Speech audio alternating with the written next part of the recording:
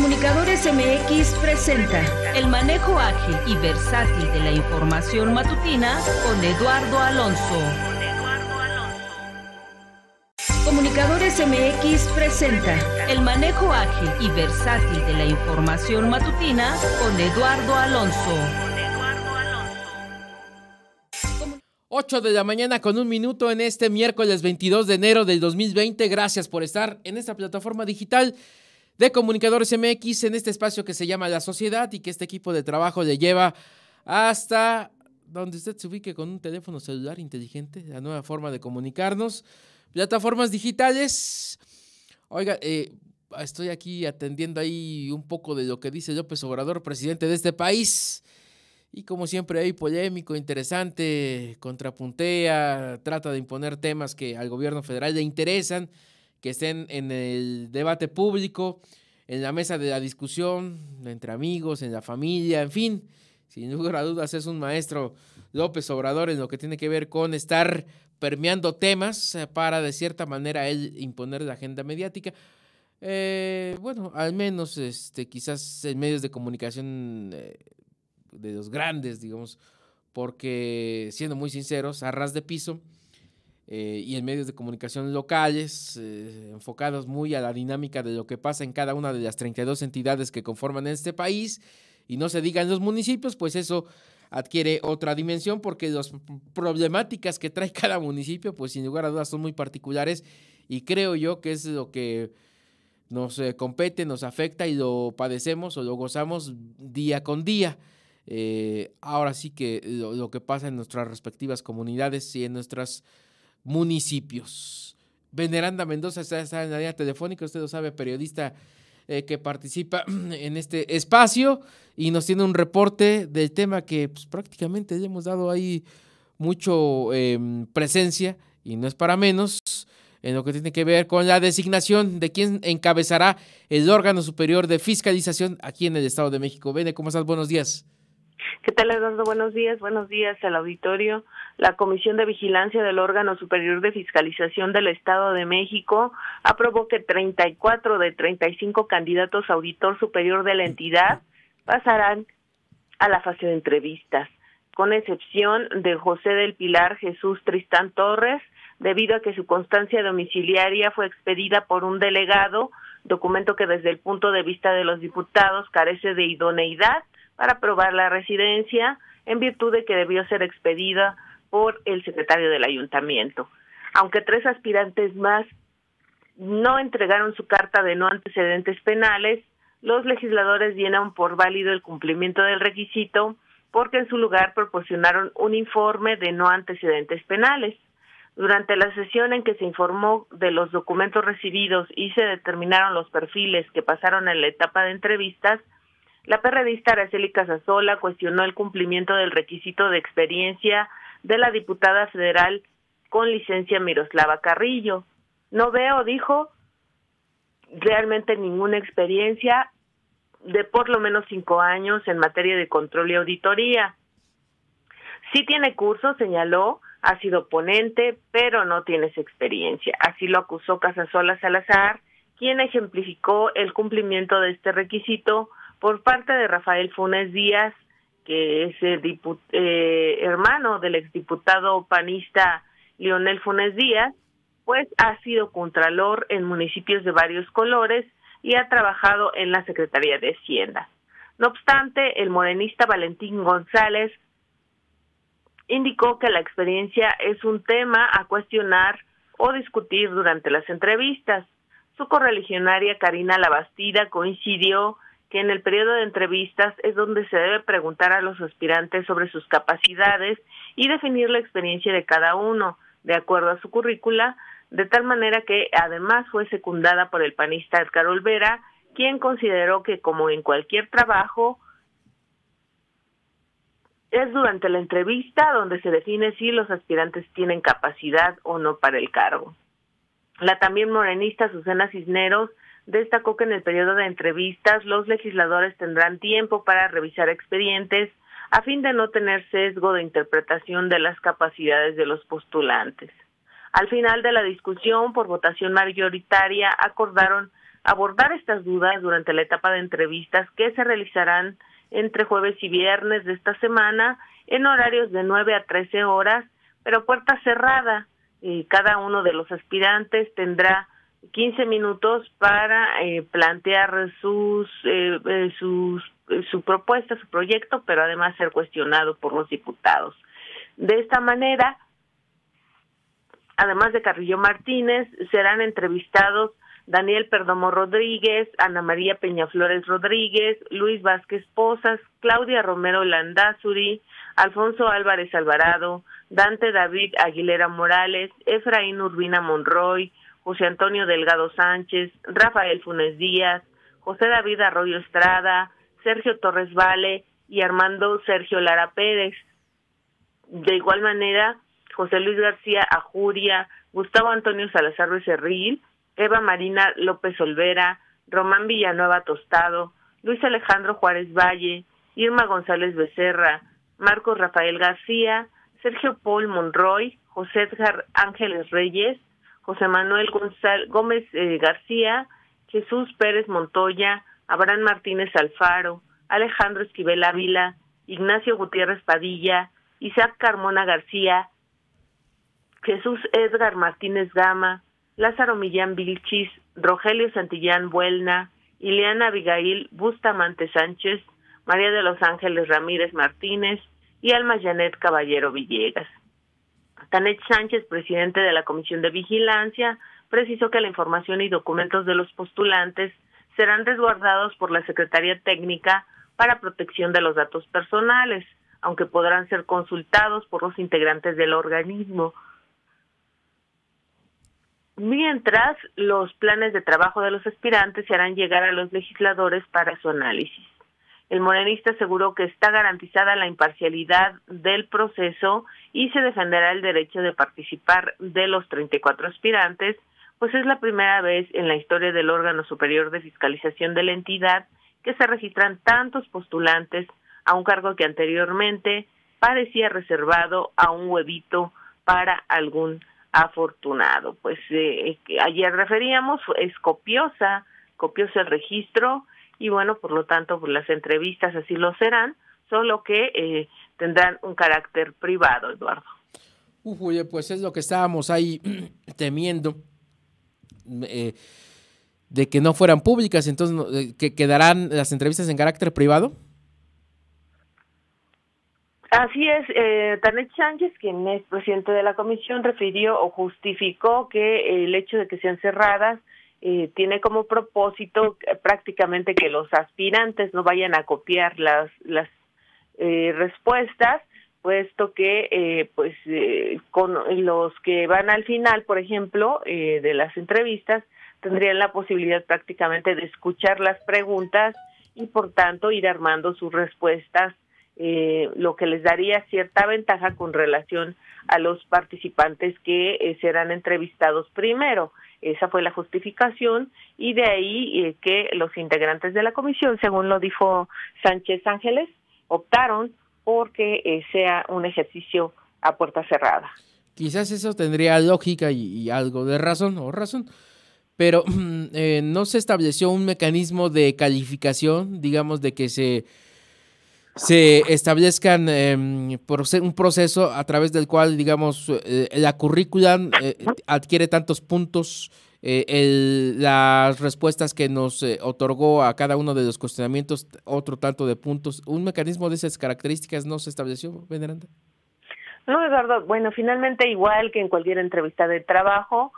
un tanto tiene que aplicar la lógica de quien entrevista o del entrevistador. Será con base en los criterios que resulten o el punto de vista de los integrantes de la Comisión de Vigilancia que se determine quién de los aspirantes, que tendrán que ser 3, pasa a la siguiente etapa o a la etapa final, que es la de la integración de la terna para someterla a consideración del Pleno. Pero es como en cualquier entrevista de trabajo, finalmente tú acudes a la entrevista de trabajo, te cuestionan sobre tus capacidades y será el entrevistador quien determine si realmente tienes la capacidad idónea para postularte para el cargo. Pues ahí prácticamente lo podremos concluir de la siguiente manera. Si el número de entrevistadores pertenece a un partido político, que en este caso pues, es el de Morena, que es el tiene la mayoría, pues seguramente lo que esté determinando Morena y algunos de sus diputados de otros partidos, pero que son aliados a Morena, pues son los que estarán determinando quién estará encabezando esta relevante posición, al margen de que sea la persona idónea o no para ocupar el mismo cargo, Veneranda. Pues sí, sin duda, al final de cuentas Morena es quien tiene la mayoría en la comisión y quien tiene la mayoría en el pleno, de tal forma que en automático pues tiene la capacidad de decisión, como en otras legislaturas ha ocurrido con el Partido Revolucionario Institucional, por ejemplo, ¿no? En esta ocasión sí. Tocará Morena por mayoría de votos, o tendrá la posibilidad de definir Morena con base en el número de sus votos, quién podrá pasar a la siguiente etapa. Sin lugar a dudas, digamos, ahora sí que hace décadas o durante décadas, más bien desde que se creó este Estado de México, PRI ha sido quien ha tenido mayoría en el Congreso local y el que tomaba las decisiones. Hoy no es así, hoy ya tiene Morena y seguramente pues es el que estará tomando las decisiones tan relevantes como la que estaremos atestiguando a finales de este mes, cuando se realizará esta sesión en la cual se elegirá al titular del órgano superior de fiscalización. Gracias, Veneranda. Pendientes, buen día. Hasta luego, excelente día, excelente miércoles. Pues así, hemos estado ahí dando la crónica de cómo se convocó, de cómo se emitió la convocatoria o más bien retrocedo un paso, de cómo se orilló a que presentara su renuncia el ex titular del órgano superior de fiscalización, Valente Vaz Ferreira, de cómo había críticas a que las auditorías no se habían realizado de manera exhaustiva en temas tan importantes como el presunto desvío de recursos ahí en la Secretaría de Salud, así como también en las irregularidades presentadas en la UAMEX, en la Universidad Autónoma del Estado de México y en algunas otras áreas. Y los diputados, los actuales, estaban responsabilizando al auditor y quizás tenían razón, por supuesto, por lo cual lo fueron orillando hasta que presentara su dimisión al cargo, y luego esa posición quedó acéfala. Los legisladores sacaron una nueva convocatoria para que todo aquel mexicano que se sintiera, mexiquense por supuesto, que se sintiera capaz y que tuviera el perfil idóneo para estar encabezando el órgano superior de fiscalización, pues se apuntara en el proceso que está en curso y que he subrayado aquí una y otra vez, es una posición de las más relevantes que hay en el Estado de México, de las sumamente relevantes. Se lo resumo así: el titular del órgano superior de fiscalización es el encargado de estar revisando cómo, dónde, cuándo, por qué se gastan los dineros públicos, el dinero que emplean los presidentes municipales, los titulares de órganos autónomos y por supuesto el Poder Ejecutivo encabezado por Alfredo del Mazo Maza, el Poder Judicial, el Poder Legislativo. De ese tamaño es el cargo que se estará eligiendo a finales de este mes aquí en el Estado de México, el que revisa las cuentas y por supuesto que si encuentra algún tipo de desvío, inicia procedimientos administrativos y en su caso, procedimientos penales. Vámonos a otros temas. 8 de la mañana con 15 minutos. Está en la línea telefónica Aminet Sánchez, investigadora de Mexicanos contra la Corrupción e Impunidad, que entregaron una de sus más recientes entregas de sus trabajos extraordinarios, investigaciones a fondo. Le titularon La lucha por el agua de Río Chalma, y por supuesto que atañe aquí al Estado de México y atañe también a uno de los empresarios más importantes de este país, que es Ricardo Salinas Pliego. Usted lo sabe, el dueño de Televisión Azteca y de muchos otros corporativos que tiene presencia a nivel importante en nuestro país, pero que, hijo de sus procedimientos, de cómo emprende sus negocios, de cómo adquiere algún tipo de propiedades y el uso que les da, y también los mecanismos que ha construido Ricardo Salinas Pliego para conformar uno de los emporios más importantes de México. Por supuesto que merece atender el análisis que nos comparte Aminet Sánchez. Gracias por tomar la llamada, muy buenos días. Hola, buenos días, saludos al auditorio. Por supuesto, pues cuéntanos de cómo surge, te preguntaría de entrada,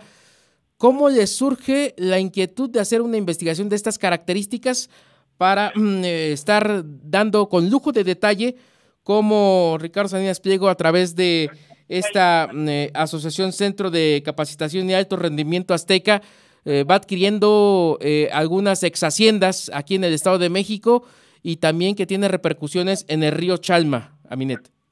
Claro que sí. Mira, el reportaje La lucha por el agua del río Chalma forma parte de un especial que se publicó el día de ayer, hablando justamente sobre los explotadores de agua, que son algunas empresas que están lucrando con el tema de las concesiones de agua. Entre los casos que analizamos está el caso de Río Chalma, que justamente como lo mencionas, es donde el Centro de Capacitación de Alto Rendimiento Azteca, que es una asociación civil que forma parte del grupo empresarial de Salinas Pliego, pues tiene una concesión para usar los terrenos ubicados al margen, y lo que se genera es que al darle la concesión con agua, le cierra el paso a los agricultores de la zona, cuyos cultivos de caña, arroz y maíz pues lo resintieron muy fuerte, porque existía el riesgo de que se perdiera la cosecha al otorgarle este permiso. Este tema, el agua en esta zona comenzó a escasear en agosto de 2012, fueron los ejidatarios quienes detectaron que con agua ya le había dado la concesión, a pesar de que los ejidatarios tenían el permiso sobre esa agua desde tiempos de Lázaro Cárdenas. Entonces, ha sido una lucha en la que se ha visto enredada la comunidad, intimidaciones. Hablan también los ejidatarios de que pues han tenido que enfrentarse en tribunales, adoptar incluso medidas de protección, pues por el temor a ser intimidados, porque lo que ellos nos cuentan es que no van a dejar de luchar por el agua que les corresponde, porque históricamente así ha sido, y pues no entienden cómo es que con agua les da esta concesión a pesar de que existía ya este antecedente previo. Y decía yo al principio de esa plática, los mecanismos y procedimientos que emplea este grupo empresarial para de cierta manera hacerse presente con los fines que tú quieras y mandes, pero para pues sacar un beneficio en el fondo que es económico, Aminet. Sí, mira, lo que nos cuentan es que el centro de capacitación se constituye el 17 de febrero de 2005, o sea, mucho tiempo antes de que comienzan con este proceso del agua, y fue en 2009 cuando ellos comienzan con la solicitud de la concesión. Entre todos los documentos que presentaron y a los que tuvimos acceso por vía transparencia, nos dimos cuenta que hubo una solicitud para una intención para crear una hidroeléctrica. Entonces, hasta donde la fecha en que nosotros terminamos esta investigación, que fue finales del año pasado, no había ninguna autorización de concesión sobre este tema, sobre alguna hidroeléctrica, no había alguna infraestructura, pero existe el registro oficial de que comenzaron a realizar investigaciones y mediciones para instalar una hidroeléctrica en la propiedad del centro de capacitación. Y en estos momentos, estas tres exhaciendas, la Tepopula, la ex hacienda de Rocío y ex hacienda de Rosal, que en conjunto conforman la hacienda Jamolonga,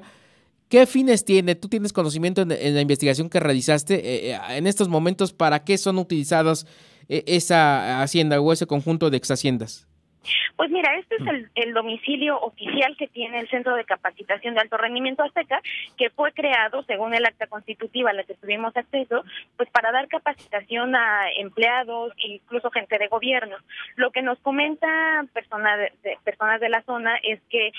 Ricardo Salinas Pliego llega de manera constante ahí, no hay registro de que se tengan grandes convenciones o que se reclute ahí a personal, no sé, para Grupo Salinas o para el gobierno, que fue el objeto inicial de la acta constitutiva. Sin embargo, lo que sí nos dicen es que hay una fuerte presencia del empresario en este domicilio. No logramos nosotros identificar, constatar si es que se está llevando a cabo estas capacitaciones para las que fue creada el centro. Sin embargo, sí hay pues vigilancia en la zona, entonces nos hace pensar que hay una fuerte, pues que el empresario de manera constante está visitando la región. Geográficamente, ubícanos dónde quedan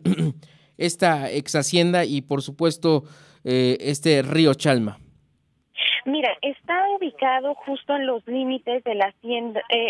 está en los municipios de Ocuilán de Arteaga y Malinalco, en el Estado de México, y está muy cerca del santuario del Señor de Chalma. Entonces, es por esta carretera principal por la que se llega al santuario, y de hecho las haciendas quedan una frente a otra. Es esta carretera principal la que las separa a ambas haciendas. Sí, aquellos que hemos tenido la oportunidad de andar por ahí, pues es una zona sumamente bellísima,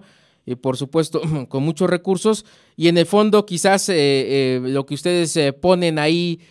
a la opinión pública es de que un corporativo como el que cabeza Ricardo Salinas Pliego y con los negocios que emprende, pues está afectando de manera indirecta, o alguien diría de manera muy directa, a la actividad cotidiana, específicamente a lo que tiene que ver con la siembra de caña, arroz y maíz de la zona. Exacto, está afectando principalmente a esta zona. Recordemos que el río Chalma es muy extenso, entonces llega desde el Estado de México hasta el Estado de Morelos. También se han visto afectadas porque, claro, el porte de agua se ha visto, el agua se ha visto intermitente. Entonces, lo que han intentado hacer los pobladores es tener acceso al río, pues para de alguna forma desbloquear la compuerta y que ellos puedan seguir teniendo acceso al agua. Es importante comentarte que pues las autoridades del ejido de Chalmita también se han visto involucradas en un tema legal, porque cuando detectan que el río ya estaba bloqueado en agosto de 2012, fueron detenidos por elementos policíacos, se los llevaron al Ministerio Público y luego fueron trasladados al Centro Penitenciario y de Reinserción Social en Tenancingo, que ya sabes que está en Malinalco. Sí. Entonces estuvieron un día en el penal, cuantificaron los daños de bloqueo daño de bienes y despojos, porque ellos intentaron quitar la cerca que habían puesto en el centro y en el río,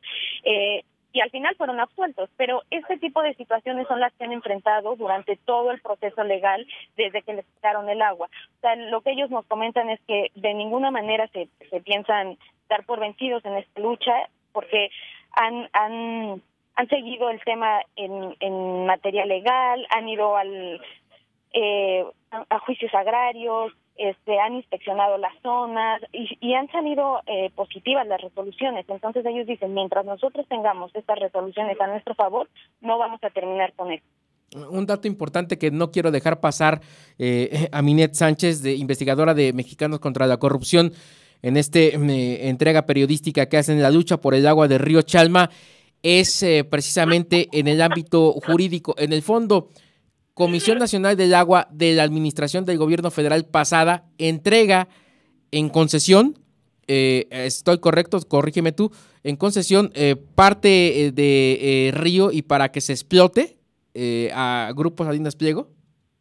Sí, les da permiso para usar esa zona federal para mantenerla limpia. Ese es el uso que se le da, servicios, que es un poco mantener limpia las zonas, dar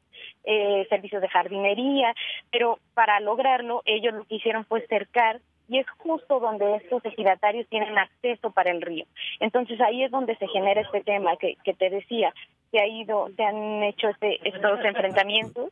y pues básicamente lo que ellos quieren es que les devuelvan el derecho al agua que ellos ya tenían históricamente, porque pues así ha sido, pues. O sea, a pesar de que la ley de aguas nacionales